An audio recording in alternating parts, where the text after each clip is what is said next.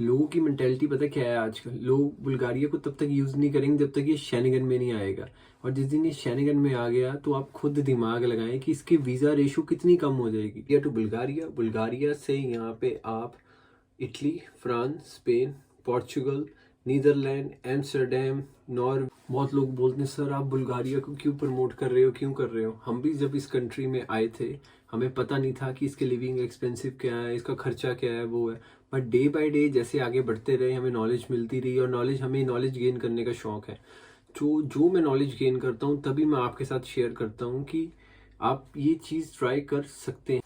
So hello guys, welcome back to my YouTube channel. Hope you all are fine. हम एकदम बढ़िया, ज़बरदस्त। सो आज का टॉपिक आप वीडियो का थंबनेल देख के समझ गए होंगे, इज़ बुल्गारिया एक्सपेंसिव। सो आज के टॉपिक में मैं पूरा एक्सप्लेन करूँगा कि Bulgaria as a student, as a work permit और एज आप यहाँ पे टूरिस्ट भी आते हो तो आपके क्या एक्सपेंसेस आते हैं और लिविंग कॉस्ट क्या है। And watch the whole video. I hope इससे कुछ आपको लर्निंग करने को मिले। एंड प्लीज़ मेक श्योर कि आप वीडियो को लाइक एंड कमेंट ज़रूर कीजिए।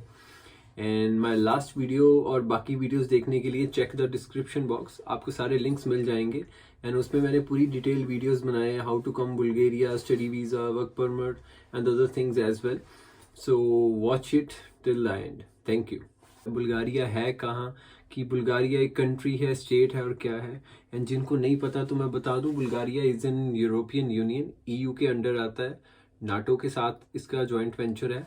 और बुल्गारिया के साथ बॉर्डर्स लगते हैं ग्रीस, तुर्की, रोमानिया और मे बी एक और थी, I am not sure, I just forgot right now.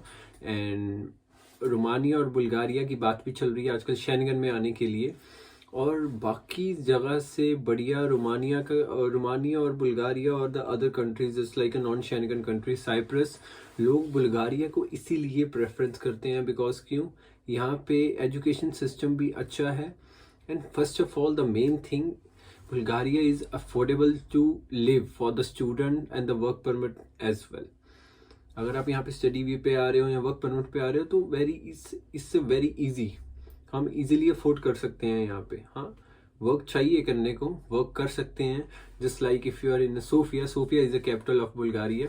जिनको नहीं पता, सोफिया में जा सकते हैं, बहुत ज़्यादा जॉब अपॉर्चुनिटीज़ है वहाँ पे, सारी एमएनसी कंपनीज हैं वहाँ पे, और काफ़ी अच्छा गुड एक्सपोजर भी मिलेगा आपको, इंटरनेशनल एक्सपोजर भी मिलेगा वहाँ जाने के साथ साथ। और Veliko Tarnovo is the another city, Plovdiv Ruse where I live right now.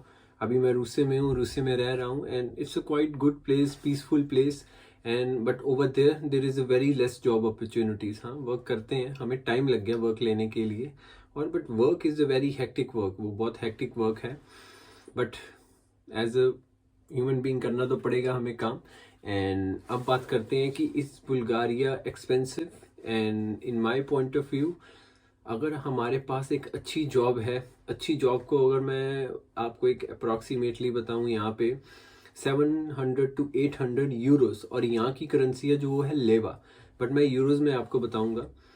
700 to 800 Euros हमारे बुल्गारियन लेव बन गए 1500 to 1600 लेवा। बहुत अच्छा अमाउंट है। ईजिली हम अपना फूड, क्लोथिंग और शेल्टर इस अमाउंट में निकाल सकते हैं। और एज ए इंडियन मेंटेलिटी जो हम सोचते हैं, हम अच्छा good amount, handsome amount save भी कर सकते हैं। वो सेविंग हमारे पे डिपेंड करता है। अगर हमारे एक्स्ट्रा खर्चे नहीं होंगे तो हम इजीली सेव कर लेंगे। अगर हम ऐसे ही रोज़ बाहर जाते रहे, खाते पीते रहे, एंड तो कहाँ से सेव होगा। और यहाँ से आप move on part, it's a pathway.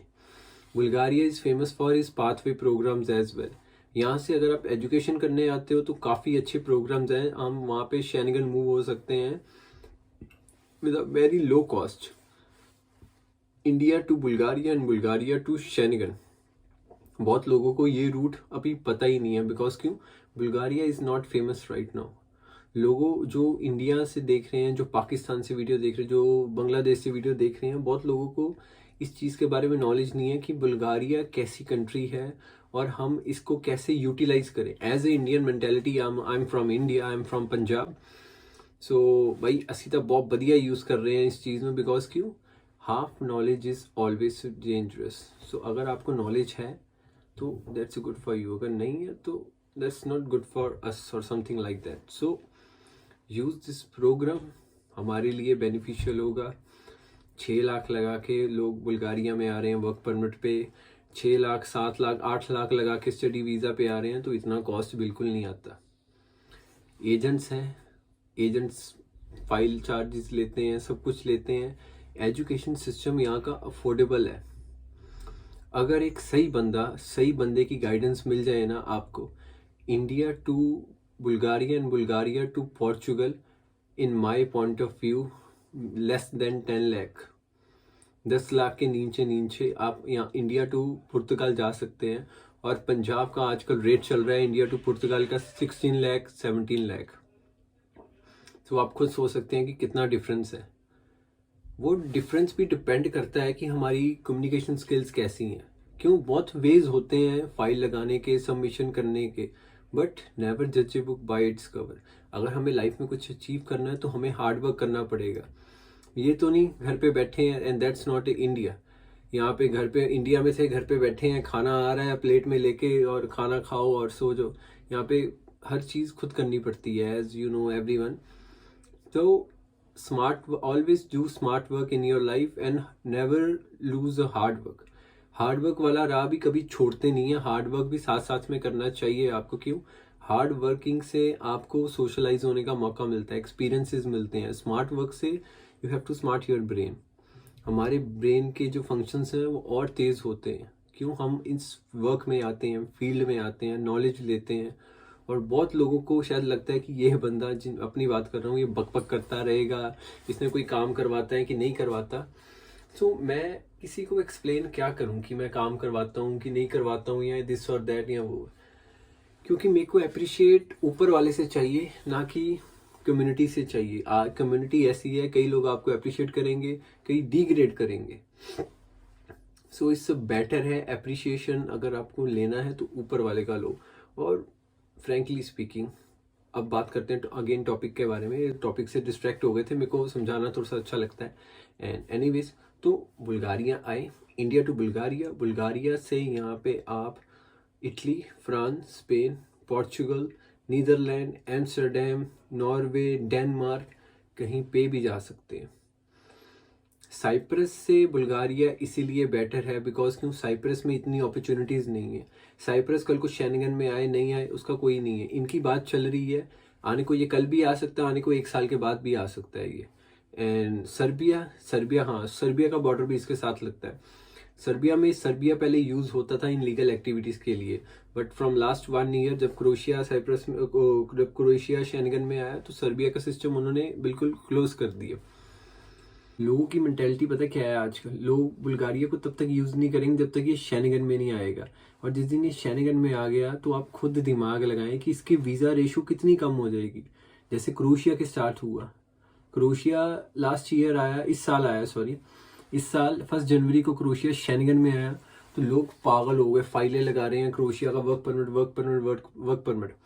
आप एम्बेसी जाके देखेंगे 6-6, 7-7 महीने उनके वर्क परमिट नहीं निकल रहे हैं। So don't miss that opportunity. Right now Bulgaria is not into Schengen. Use it before ये Schengen में आ जाए। और Schengen में आने के बाद हम कुछ भी नहीं होते सर, एम्बेसी ने ही नहीं वीज़ा देना।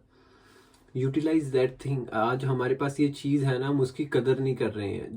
जिनके काफ़ी रिजेक्शंस हैं, कि काफ़ी पासपोर्ट ख़राब है, वो है, अप्लाई करो आप, कोई दिक्कत नहीं आएगी। यूटिलाइज दैट थिंग जब तक ये शेंगन में नहीं है। शेंगन में आने के बाद सर हम क्या, कोई भी आपका वीज़ा नहीं लगा पाएगा। समझदार को इशारा काफ़ी है। स्टडी, मेरा काम है आपको सिर्फ गाइडेंस देना, कि मैं आपको एक रूट दिखा सकता हूँ। क्योंकि आप हर टाइम मेरे साथ कम्युनिकेट नहीं रह सकते, कर नहीं सकते। मैं आपको सिर्फ एक रूट दिखाऊंगा, इम्प्लीमेंट करना ना करना it's all up to you. And I hope you like this video. ऐसी वीडियोस को और देखने के लिए don't forget to subscribe my YouTube channel. Till then, bye bye, take care and be safe.